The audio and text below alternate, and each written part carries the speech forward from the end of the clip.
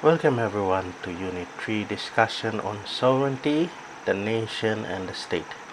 This is a video discussion to help assist students taking introduction to government and politics through external mode.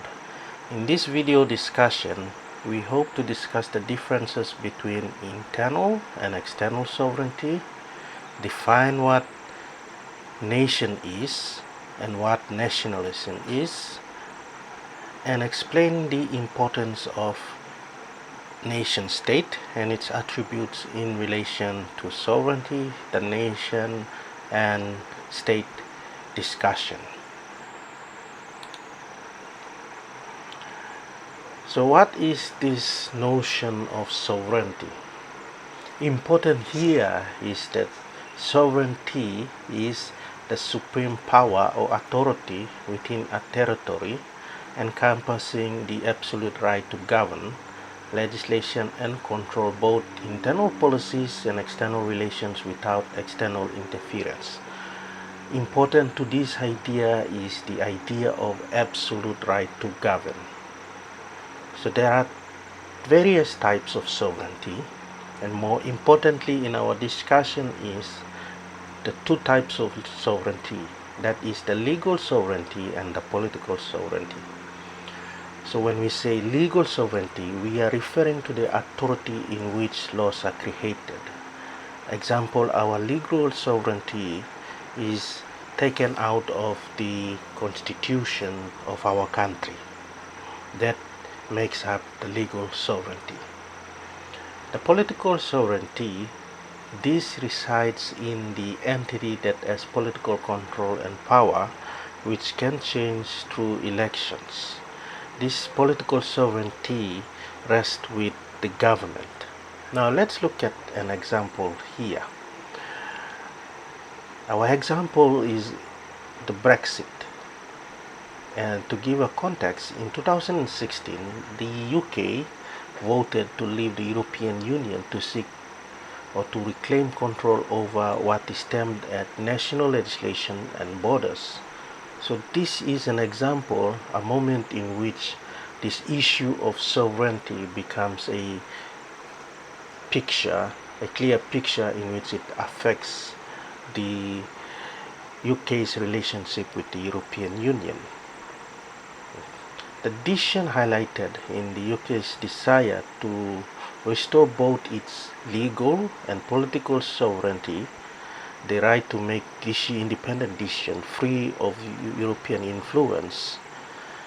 That has been the issue that has been ongoing up until 2016. So what is the rationale behind Brexit? So UK's decision to leave EU in 2016, through a referendum of about 51.9% of the voters in United Kingdom wanted to leave Brexit, was due to the following reasons. High priority is its sovereignty here. The United Kingdom wanted to restore its control over its laws, borders. Notably, in the European Union, the European Union sort of have certain rights and certain laws over state countries. An example, Britain was one of them. So one was to restore the control over its borders and laws, and that is an example of this discussion of the idea of sovereignty here. Number two is immigration. So the United Kingdom want to address concerns about job competition, pressure on public service, and the cultural integration. So here again, it questions the United Kingdom's ability to hold on to its absolute right to govern. Now that affects the job market in the United Kingdom, affects the public service delivery, and we see an influx of different cultures coming in. Number three was economic independence. So negotiation on trade deals, flexibility in trade. The United Kingdom felt that European Union were very much having dominant and control over the trade deals, in which United Kingdom were feeling there was some unfair treatment in those deals. And number 4 is the national identity.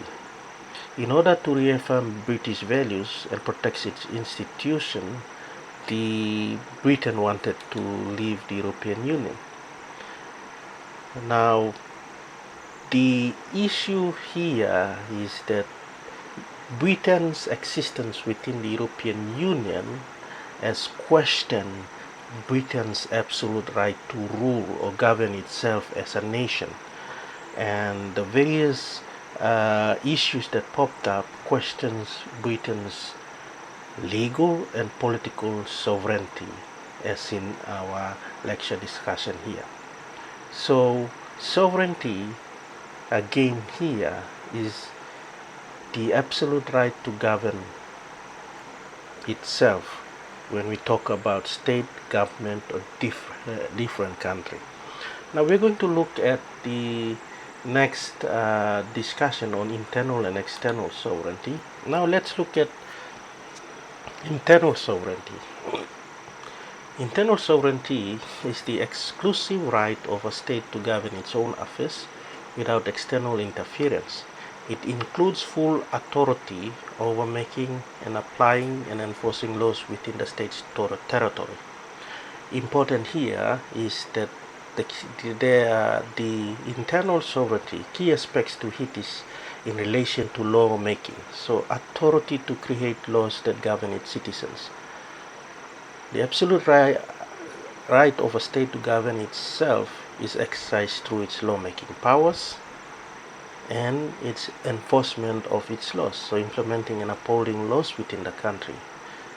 And thirdly, the government control, managing all aspects of a state's internal administration.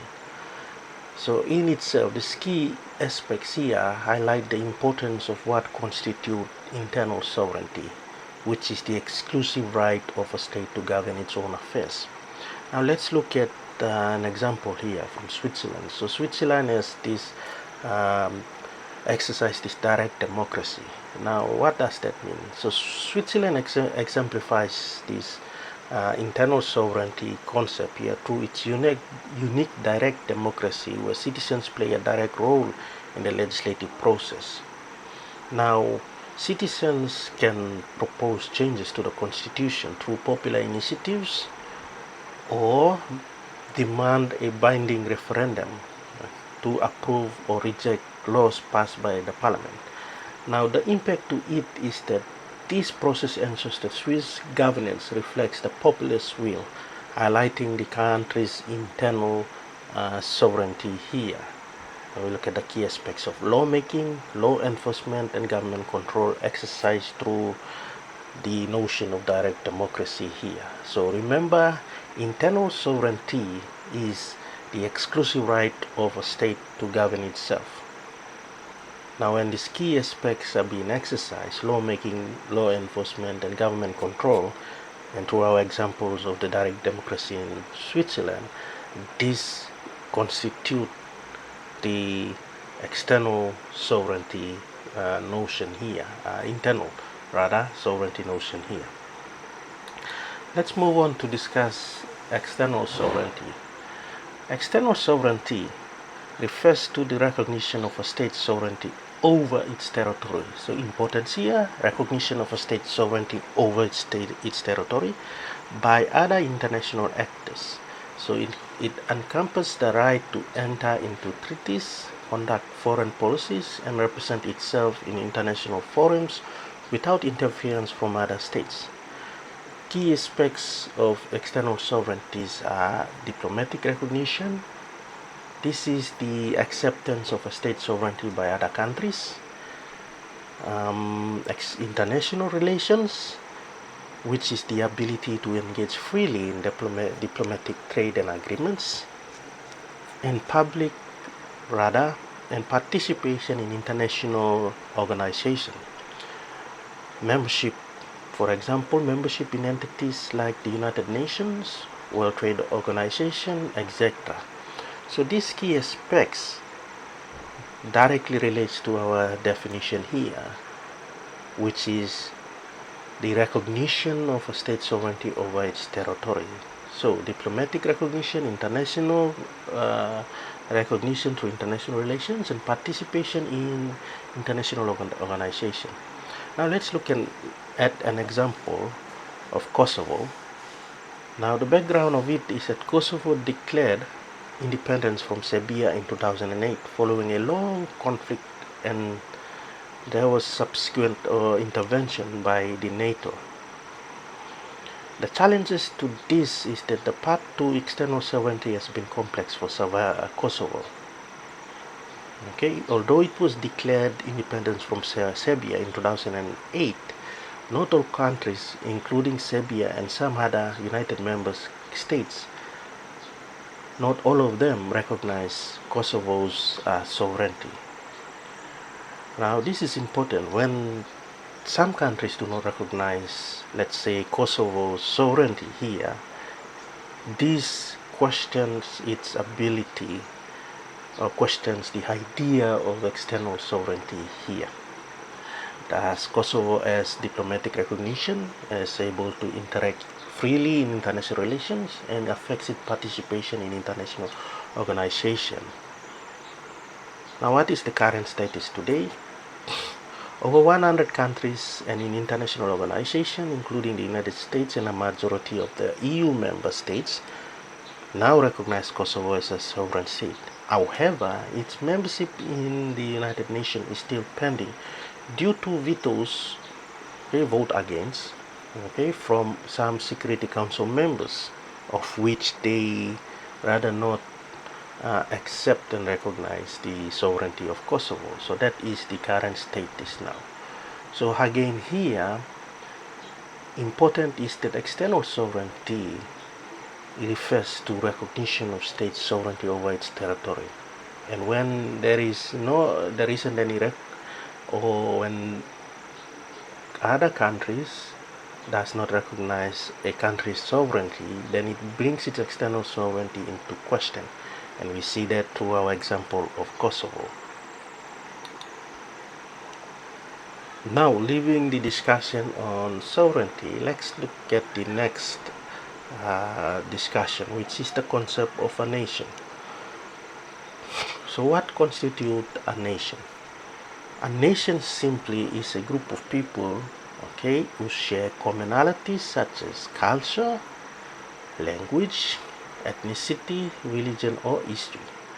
So nations often have a sense of unity and identity that distinguish them from other groups. Now, key aspects to understanding the concept of a nation is shared identity, cultural cohesion, and historical bonds. Now, in shared identity, commonalities that bind individuals together, that makes them part of a nation.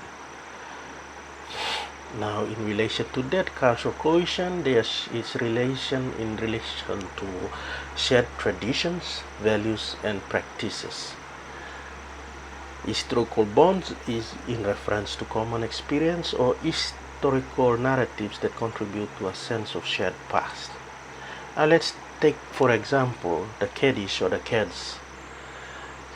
Now, as a way of background, the Kurds are an ethnic group primarily inhabiting regions spanning from Turkey, Syria, Iraq, and Iran, but they do not have a sovereign state of their own.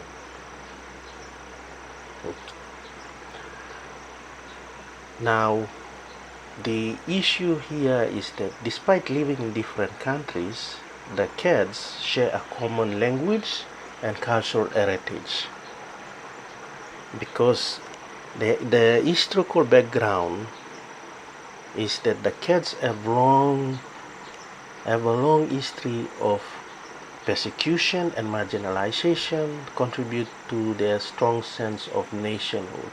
So they have been having struggle for recognition for some time, for recognition as a nation.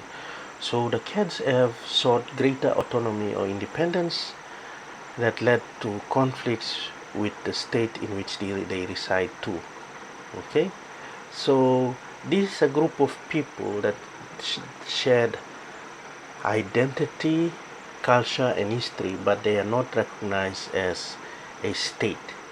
So that gives us an example of a group of people can exist within a country but not given a state. Okay, so the Kurdish example in Turkey, Syria, Iraq, and Iran is an example of this concept of a nation here, a group of people who share commonalities such as culture, language, religion, and history. They have a sense of unity and identity that distinguish themselves from other groups that are living within Turkey, Syria, Iraq, and Iran. Important of this discussion here is when people share commonalities in culture, language, and ethnicity, religion, and history. Now let's look at nationalism. Nationalism is a bit different from nation. Nationalism is the belief or the idea and the advocacy for the interest, right, and self-determination. When we look at the example of the Kurdish nation here, when they have, as a nation, mobilize their support for self-determination, then that is an example of the idea of nationalism. Is the belief in advocacy for the interests, rights, and self-determination of the Kurdish people. So it often manifests as a sense of national consciousness and pride. Now, key aspects to understand nationalism is national identity. This is the foundation of nationalism, emphasizing the uniqueness and importance of a nation's culture and heritage. Secondly is self-determination. Is the right of a nation to govern itself and determine its own destiny. And look at our example from the Kurdish-speaking people, the Kurdish culture. They are fighting for self-determination to be recognized as a state. Thirdly, political ideology. So nationalism can serve as a political ideology that shapes government policy and actions. Example would be Indian nationalism. Now, in the context of Indian nationalism, India struggled for independence from the British colonial rule, highlights this idea of nationalism. The key figures include Mahatma Gandhi, Jawaharlal Nehru, and Subhash Chandra Bose, who championed the cause of Indian nationalism. The methods being used were non-violent resistance, or Gandhi's Satyagraha, and civil disobedience against the British law and policies, in which the outcome were the Indian gained independence in 1947, leading to the formation of the Republic of India and the realization of Indian nationalism. So India's nationalism eventually gave birth to India as a state. Again here, nationalism is in relation to the idea of belief in and advocacy for the interests, rights, and self-determination of a particular nation. Now let's look at types of nationalism and their examples. Number one, let's look at liberal nationalism. The example is the Czech Republic following the Velvet Revolution in 1989. So the peaceful separation of the Czechoslovakia in the Czech Republic and Slovakia in 1993 is a prime example of a liberal nationalism. Now what does that mean? This is where a democratic government was established within the strong emphasis on human rights, individual freedoms, and economic liberalism. So the emphasis on human rights, individual freedoms, and economic liberalism, or the fight for human rights, individual freedoms, and economic liberalism, denotes this idea of liberal nationalism, as in our example. Now let's look at conservative nationalism. Example, the Make America Great Again movement in the United States under the President Donald Trump. This is a movement that emphasize American exceptionalism or America first. It looks at or advocates for strict immigration policies and preservation rather of traditional values and national heritage of what constitute America.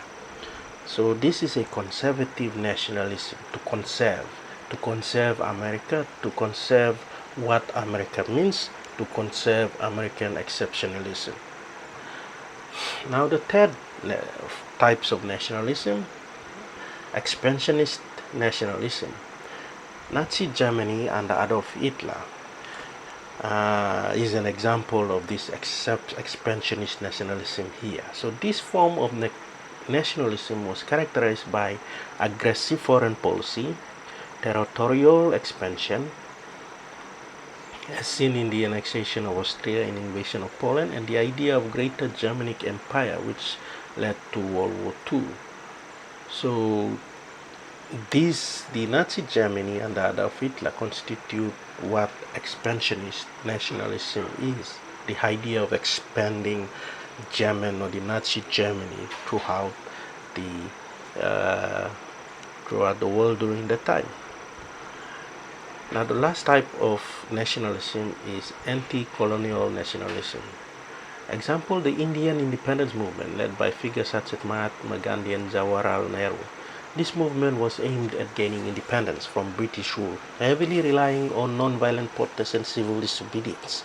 The successful culmination of this effort led to the independence of India in 1947. Again, we can see similar example in Papua New Guinea during the 1960s and 70s, where the rise of Pangu Party, who were advocating for this anti-colonial nationalism agenda to get independence from Australia.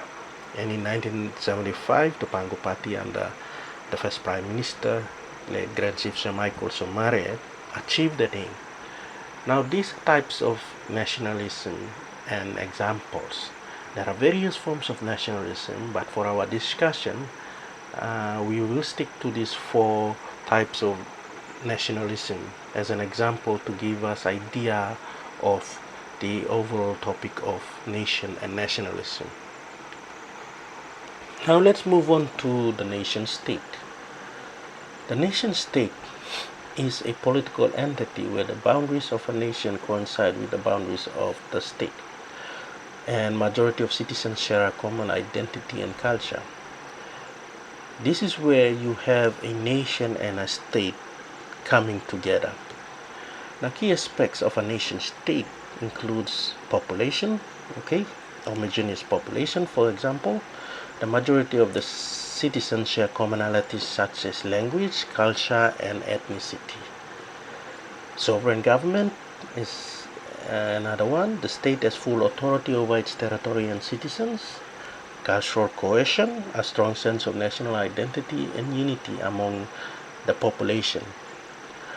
Now let's look at an example. Japan is an example. Japan is often cited as a classic example of a nation state due to its largely homogeneous population with a shared language, the Japanese language, and its culture. Japan has a cultural identity. Japan has always been advocating for the Japanese way or Japanese that is deeply ingrained in the society, reflected in traditions, customs, and values. Japan has a sovereign government. Japan is a sovereign government that exercises control over its territory and population. Japan has a strong sense of national identity in which it contributes to political stability and social cohesion in Japan. So our nation state here exhibits this idea, or Japan exhibits this idea of an entity where the boundaries of a nation or the people coincide with the boundaries of the state, and majority of the citizens share common identity and culture. Now, to wrap up our discussion, Let's look at the importance of the nation and the state. Key points include the nation and the state promotes democracy. Nation-states often align governance with nation's identity, enhancing accountability and representation. Cultural cohesion provides a framework for managing diversity and maintaining social cohesion. Effective governance enables efficient policy making and implementation tailored to nation-specific needs. Those in relation to internal sovereignty, you can add that. And international relations facilitates interactions with other nation states, promoting cooperation and diplomacy. Now let's look at another example to finish it off. After World War II, Germany was divided into East and West Germany, called the reunification rather. In 1990, East and West Germany reunified to form a single nation state, leading to economic prosperity and stability. Germany's strong sense of national identity and pride contributed to a successful reunification process. Now, the unified Germany has been a model of democratic governance and respective individual rights and freedoms ever since. Now, this is the importance of what a nation or Germany is an example of what the importance of a nation state. So, in our discussion here, to conclude, we've tried to distinguish the two types of sovereignty, internal and external sovereignty. We define the terms of nation and what nationalism, and we try to highlight the importance of the nation state. Now, for more reading into this, you look at the study guide on page 16. That will be a complement to this lecture discussion here, or rather this lecture video would be a complement to unit 3 on page 16 of your study guide. With that concludes our lecture for unit 3 for external student taking introduction to government and politics. Thank you.